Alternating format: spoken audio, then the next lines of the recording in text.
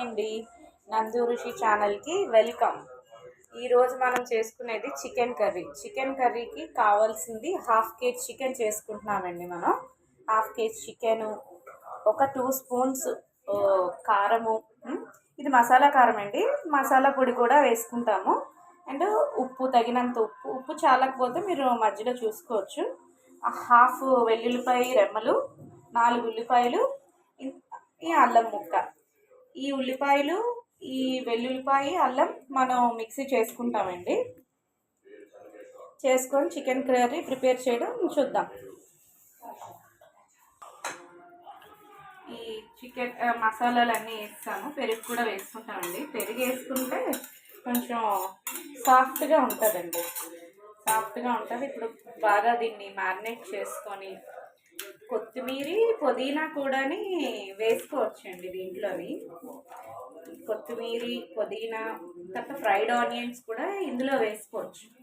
మనం బిర్యానీకి అయితే అలా చేసుకుంటాము, ఇది మామూలుగా ఇలా చేసుకుంటే సరిపోతుంది. ఇది ఇలా ఒక 15 మినిట్స్ మనం డీప్ ఫ్రిడ్జ్లో పెట్టేస్తాం అనుకోండి, చికెన్ ఫ్రైకి టేస్టీగా ఉంటుంది, మ్యారినేట్ అవుతుంది బాగానే. ఇప్పుడు మనం ఫ్రిడ్జ్లో పెట్టేసుకుందాం, తర్వాత మిగతాది మనం చూద్దామండి.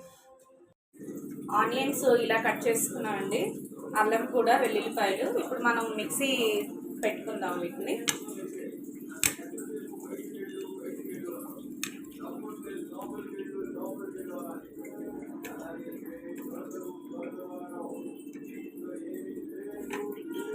ఉల్లి ముద్దను ఇలాగా అల్లం, వెల్లుల్లిపాయ, ఉల్లిపాయలు మనం పేస్ట్ చేసుకున్నామండి. ఇప్పుడు ఈ పేస్ట్ని ఆయిల్లో వేపుకోవాలి. మనం ఒకసారి చూద్దాము. పెట్టుకొని దానికి సరిపడే తగినంత ఆయిల్ వేసుకోవాలండి. ఆయిల్ వేసుకున్న తర్వాత ఏమో ఈ ఆనియన్ పేస్ట్, అంటే ఇందులో అల్లం, వెల్లుల్లిపాయ కూడా కలిపేసాం కాబట్టి బాగా ఫ్రై చేసుకోవాలండి.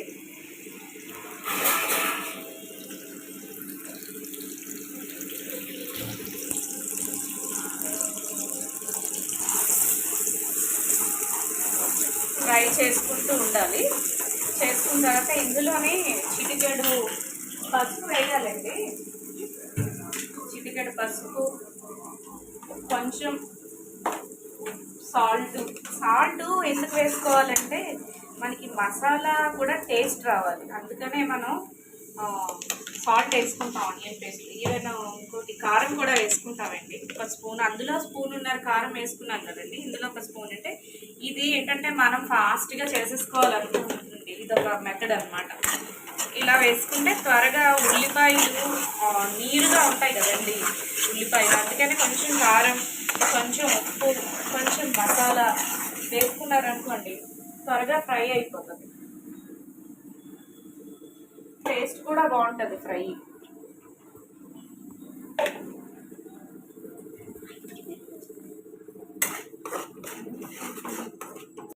మసాలా ఇలా వేగాలండి. ఇలాగ మీకు ఆయిల్ చూసారా, ఇలా వచ్చిందనుకోండి, ఇదేనా కాదు, mutton gravy, chicken gravy, fish fry, fish పులుసు, ఇలాంటి వాటికి ఎప్పుడైనా అల్లం వెల్లుల్లి పేస్ట్, మసాలా ఇలా ఆయిల్ వస్తూ వేగాలి. అప్పుడు పచ్చివాసన ఉండదు.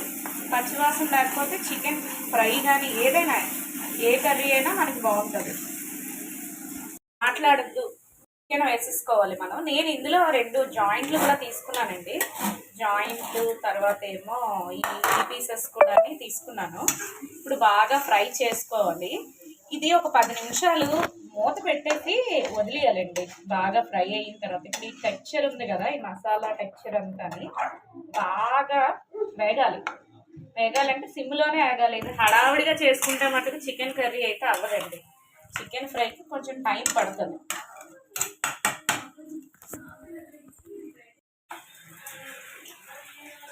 చికెన్ బాగా మసాలాలో వేగుతుందండి, కొంచెం కొత్తిమీర వేసాను.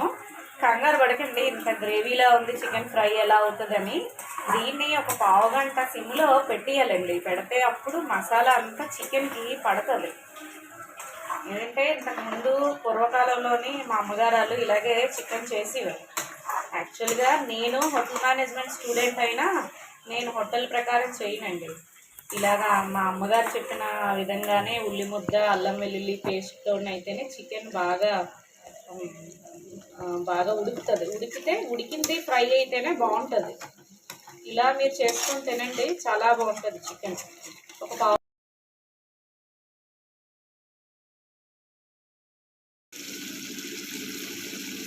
చికెన్ ఇలా వేగుతూ ఉండాలండి. ఇంకొక 10 నిమిషాల్లో అయిపోద్ది. ఇది ఇలాగా ఫ్రై అవుతూ ఉండాలి, కలపాలి, కింద నుంచి కలిపితేనే బాగుంటుంది.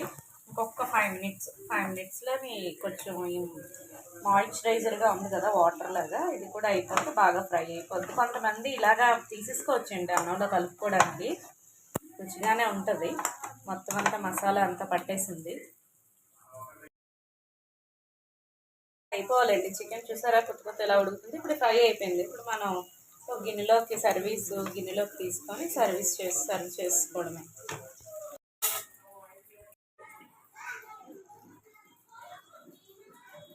టేస్టీ చికెన్ కర్రీ రెడీ అయిపోయిందండి. Lemons, onions పెట్టేసుకున్నాము.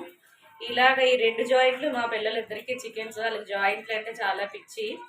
ఆ 2 జాయింట్లు ఫ్రై, చికెన్ కొంచెం ఫ్రై. ఇది అన్నంలో కూడా చాలా ఇలా మసాలా చేసుకోవడం వల్ల చికెన్ గ్రేవీలో కలుపుకున్నట్టుగా ఉంటుందండి, చాలా టేస్టీగా ఉంటుంది. మీరు ట్రై చేయండి చికెన్ కర్రీ.